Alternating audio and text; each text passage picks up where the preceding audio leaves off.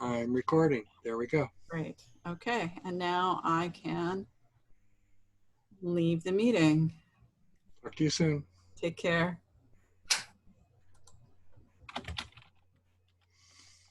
See you soon.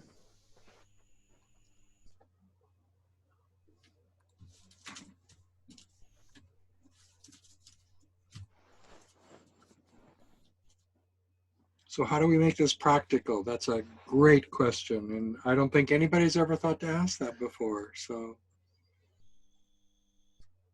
what can we say to that? I would love if Benny would just try to say that again and see what comes out of his mouth, repeating it to help other people kind of remember and reframe. I love that exercise. One of the exercises that I really enjoy, that I don't feel needed right now, is like when someone has an idea that they're speaking with, the person they're speaking with, you know, it comes out of them first, and then the person they're speaking with shares it with them, and then the person who originally had the idea shares it again.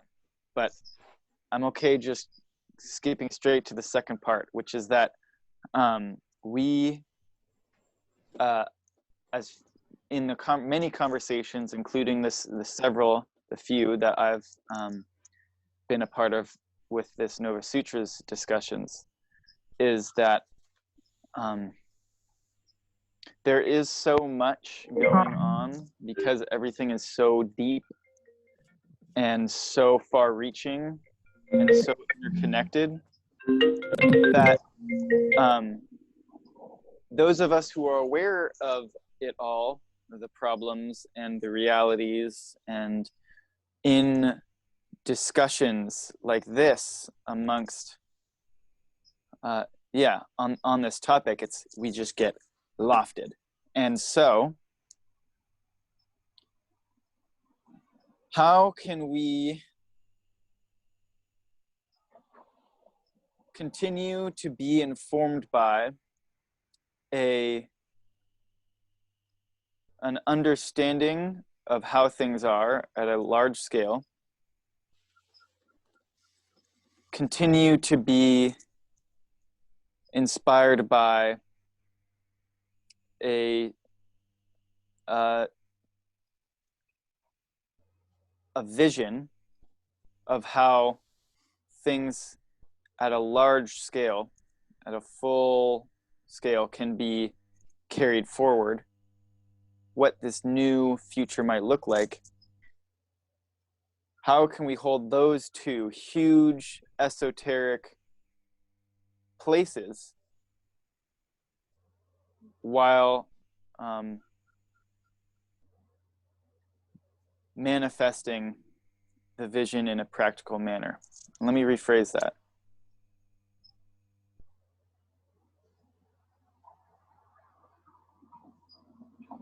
The problems that we are at hand are very, very, very, very, very large. And likewise, our vision for what a livable future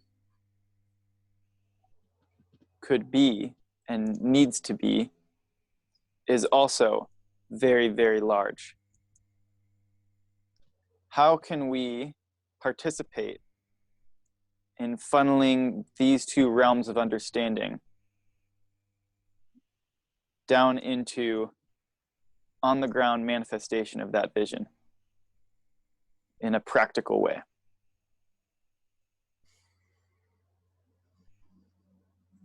Go ahead, Paul. So I'm going to look at two things. The word practical as I've tried to apply it, and then another word that's closely related, which is practice. You know, like someone might say, I have a meditate. Practice. So the thing about the climate crisis, about global warming, is that it is global, and it is terribly urgent. So everybody's mind is different. What my mind has done is to try to identify what are the things at a minimum that have to change, or the future of my great niece, who turns 2 in June, will not be worthy of her. What are the minimums? And then I tried to look at things that other people weren't, in my opinion, talking about enough. So out of that approach came 2 projects that I think will be completed this year. One is organizing with other NGOs working on preserving the Amazon rainforest to apply for a big chunk of the $10 billion Bezos Earth Fund. Michelle and I have a vision of how the Amazon might be restored, the singular importance of indigenous peoples leading that, the partnership of indigenous people in science, and its importance as a sort of model. So that's one. And if I had more time, I could tell you exactly where I am practically with that task. And then the other is trying to get this documentary done about the human toll of the climate crisis in Africa. When I think of practice, and I think of, because to me, although you didn't say this, your question kind of implied a local, a practical solution as in on the scale of our lives, which is always good. And I'm just going to go back to what I said about feeling like I need personally to be part of working with other people in my community on the getting of food in a less alienated way than having farm workers perish at age 49 from pesticide poisoning. So that's something, I mean that. I will try to do that this year. And we'll see what happens. But I would just urge you, when you say practical, not to automatically privilege the local sphere, important as it is. Our collective life is really important. And we've had 40 years that deliver a singular message, that large life, our life as a people, is something we can do nothing about. That has been the message for 40 years. Corporations and banks run everything. What you think will never matter. Any energy put into that is just good energy after bad. That is a self-fulfilling prophecy, and I do not think humanity will survive it.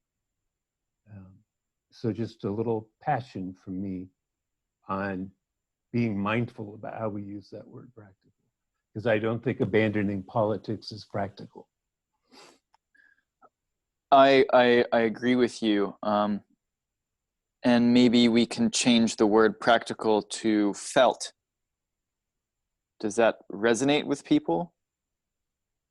Like in a felt way, that we can feel that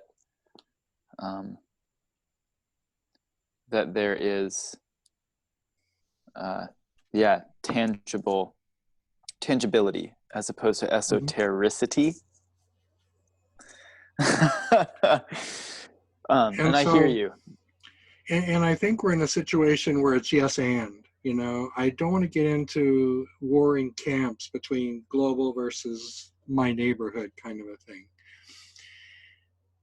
But I kind of took the question that Benny was asking as how do we bring this to the masses? How do we involve more people? How do we get these esoteric philosophical points to really be meaningful to more people? And if we approach it from that angle, I think a good strategy is to meet people where they are. And I think we have lots of people that have not had any processing whatsoever about their inner world, their outer world. They've been worried about putting food on the table, taking care of the kids, and making sure they live to see another day. And the things that are going to get in the way of that coming through this crisis and out of this crisis are the basics, the lowest level of the hierarchy of needs, which is housing, healthcare, food, and water. And so, do we anticipate people are going to have trouble with housing? Yes. Do we anticipate people will have trouble with food? Possibly. Do we anticipate people will not be able to pay for healthcare when they need it? Absolutely. So, if we're going to meet people where they are and role model our beliefs, then what can we do along the lines of helping people with housing, helping people with food, and helping people with healthcare? And I don't expect any one of us to be able to do all three, because it's such a big puzzle to work through. It's such a big dilemma to solve. So that's where I would say maybe if we want to have a bigger discussion, involve more people, and role model our beliefs, we might look to do, and not everybody, Paul, I'm not saying you're wrong to do what you're doing. There has to be this global work as well. It's a yes and so yes, and we need some work done here, maybe a daily soup kitchen in the Central Park, something like that, to highlight for others and get attention that food is an issue and here's one solution, and it's outside the old economic paradigm of scarcity and competition. Thank you for that. Yeah, I was thinking that, I was thinking about the people that have been heroes to me. And often it's just them doing their thing that they have passion for. When you were talking about the Amazon, Paul, I just read an article yesterday, maybe in the New Yorker, I don't know, about the people that are putting out all the fires that everybody's setting in the Amazon for their own selfish reasons, you know. And so these volunteers are going in, smoke jumpers are going in, people are putting out the fires, and they're setting that example and not necessarily talking to anybody about it, just doing it, showing up and witnessing. And I think sometimes it's those small gestures, you know, the individual small group gestures that make all the difference. And you could say, well, that's Band-Aids, just like the Catholic worker soup kitchens are Band-Aids. But I think that here's how everybody gets to be a hero, is to just let your gifts come out and your passions come out and find other like souls, you know, who share that, and just do it. Just as you're saying, start a soup kitchen, start a, you know, put out feelers for another co-housing group, or, you know, just even once we can, you know, going into somebody's house who's old or disabled in some way and just helping him out.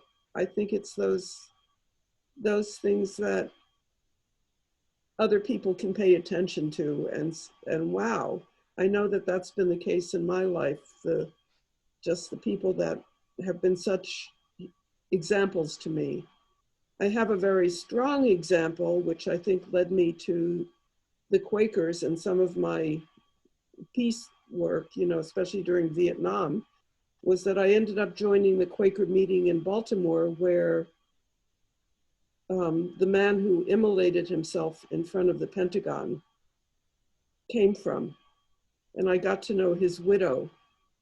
And I just needed to understand how somebody could care so much that they could do such a thing that everybody else would consider crazy, and maybe I would consider crazy too. I just needed to understand that degree of passion. And so what that devolved into was a friendship with the widow, who ended up donating all their most recent baby stuff to me for my first child, a changing table that Norman had built. And so, you know, I think in some ways to I mean, this is one way to look at it, is that the global is very personal. You know, it's like we can bring it back into our individual lives in microcosm and do the work. It may not be enough, but I think that's where we start. I don't know if that makes sense, but anyway. Thank you for that. Bob? This is sort of relating to what Paula said, and I'm thinking about the practicality of it. It's like, I think any other major improvement, it's going to be difficult, but I always think every election cycle, what's the one thing most people feel totally unqualified to weigh in on? And I think we keep getting duped during the electoral cycle on foreign policy, which ties into the climate, ties into everything. But to have a foreign policy that's based on cooperation and sharing ideas rather than the money, oil-based route of what we do now, and what we've done for most of the 20th century, that's helped destroy the world. We're destroying the world. The other part of our foreign policy, when we mid-century, probably still going on, is that we murder people to gain an advantage. I think Bernie backer John Cusack, the actor, said it would be nice to have a foreign policy not based on murder. I think that maybe in the political realm, it might not be a bad thing to start a little chat on that. That let's not listen to the experts about this. Let's not listen to the money people and people who have, even people who have a great deal of experience. And I mean, I have some respect for people who are ambassadorships and stuff, people who have experience, and maybe more their staff. But let's stop being crazy about what we're really about to other countries. We need to get together. There are going to be huge amounts of refugees that will have to resettle somewhere unless we're just going to let them perish. So along with water and the food supply and just trying to stay alive and keep the biosphere intact, we have to have a foreign policy that really fundamentally reflects our best effort. And it's always, every election cycle, it's always the money, domestic, it's all very important. You know, we have to have this discussion with each other about how we live here and now. But that political influence that says to people, you know, this is, you need to help decide this. I hate what my tax money goes to in foreign policy. So there may be a handful of good things, but most of it's just crap. And I think it's time to expose that and invite people to be true to what they grew up thinking being an American was about, for instance, just one example. But practically that would mean, I don't know, maybe putting a petition on the web with a number of questions. And maybe this is based on a few facts that we know, and asking for yes and no answers. I don't know, this one idea, it's a frustrating thing to me because this is clearly going to go on and override everything. Could still, even when we recover from this virus, if I'm assuming we're going to. But I think Bernie was trying to talk about it, but he's the only one who's tried to talk about it in my whole life, basically. So maybe McGovern, you could say George McGovern tried to too. But at least I'll offer that's a place to plant a seed in addition to all the other things that people are trying to do.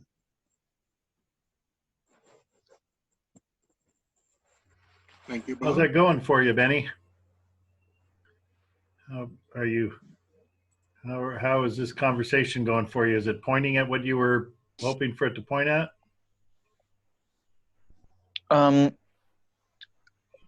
You know, I didn't have an end in sight, like a we should go and decide this. Like my intention was to open up the opportunity field for what our purpose together be. And I really resonate with what Francesca offered. And I am very about being the change you want to see or whatnot, and just doing it, you know, just breaking ground on that community garden and you know, building the soup kitchen and all that. And I guess that, and I also want to say that I really appreciated Leoma's 4 lenses of human analysis, because I think that's a really good way to ground discussions of how to ground the esoteric vision, kind of as being like, you know, oh, we have this vision for urban families to get connected with rural families, and what are the organizations, the processes, the material structures, and the meanings that are currently at play? What are the restricting facets of each 4 of these in the current system? What are the potential leverage points for bringing those into what they could be for the vision? And I also sense that, like, just like that organization facet, the organization facet and the meaning facet of the dramatically changing environmental movement right now are the most needing work. And I sense in myself a desire to contribute to both of those. That's kind of a dump that, like, I see a lot of possibility and potential here. And that is the calling that I sense in myself as a member of this village, so to speak.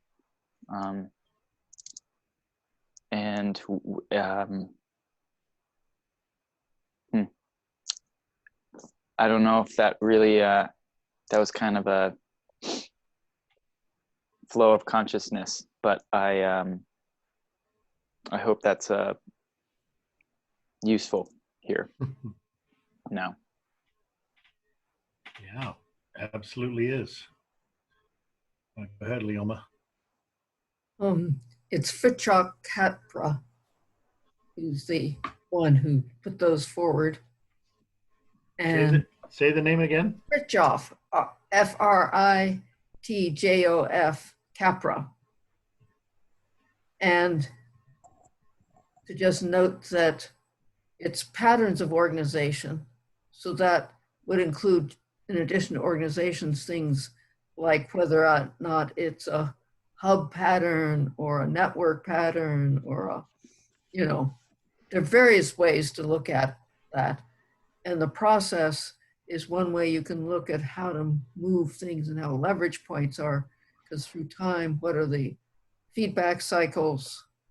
What are, you know, it's just the beginning of a rich way of looking at it and saying, okay, if we look at it from this way, where do we need to go? If we look at it from this way, look at it this way, and the meaning. So, and for me personally, I just look for what is mine to do. And I feel like a real function of this group is keeping all those levels of vision present in the conversations. that dedication, that all levels of scale participate together.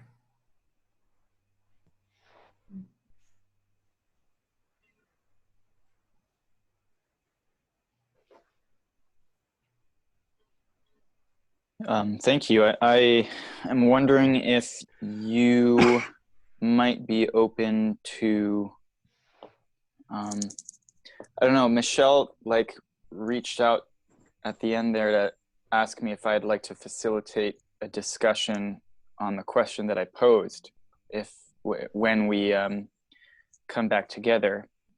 And I resonate with that possibility, but I would feel poorly equipped to do so without the insight that you just offered. As per how you see your role. And I guess I'm wondering if you would like to collaborate on that stewardship process. And I invite anybody who feels compelled to join me in carrying this question forward in this space to please join me, because I am not feeling very well equipped to be that steward on my own. I say by daring Your email address. Yeah, let me just throw it into the chat.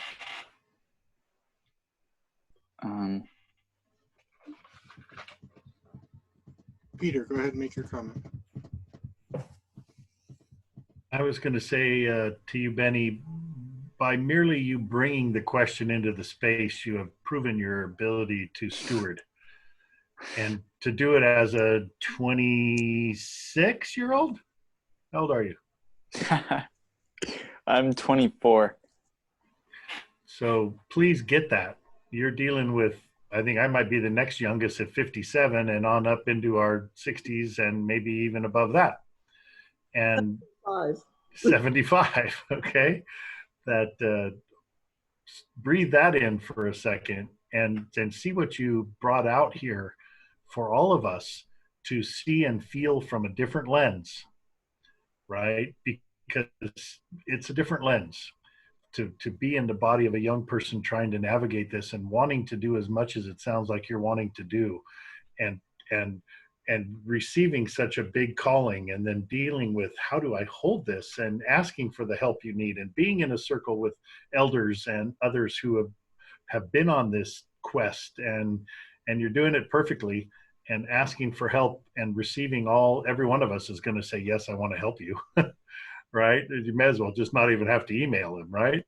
It's like this conversation would be a beautiful place to start, or maybe it needs to be a whole new conversation or a whole different meeting, and not just a standard Novasutras meeting, but Novasutra Plus or whatever, to just spend a whole 2 hours continuing this conversation and seeing all the tentacles and feeling all the wisdom in all of these people, plus the people that aren't here, as we try to get the puzzle pieces out onto the table to even begin to say, what is this puzzle we're even putting together, right? And because everybody sees what they see, and you see 7 different people and 7 different tentacles right here on this call, right? Of how do we need to approach? What's most important? What do I want most? What do you want most? How do we get there? And the possibility of agreeing to that on a global scale, we start mixing all these things in, and then it's like, okay, time out.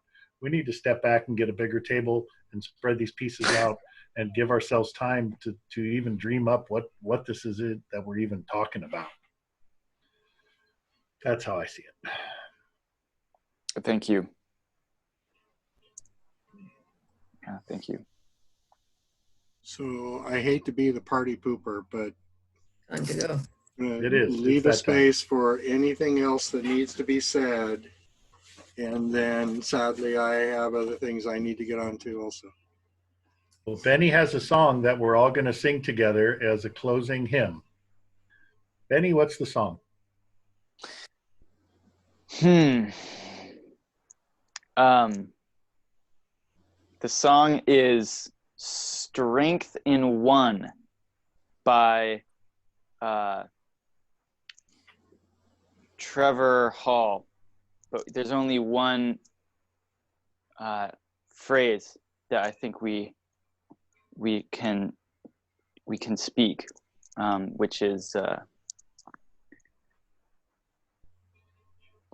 well, it's a little bit, well, it goes, people, don't forget your warrior spirit. All right. People, lead us. 3, 2, 1. People, Don't don't forget forget your warrior spirit. Beautiful. See, you're also a conductor. You need some work on that, though. The technology doesn't quite handle this 7-voice harmony. Fantastic, thank you all. folks. Thank you all. Love, love, love. We'll talk again soon. Be well. Be well. Yes. Be well. Party on.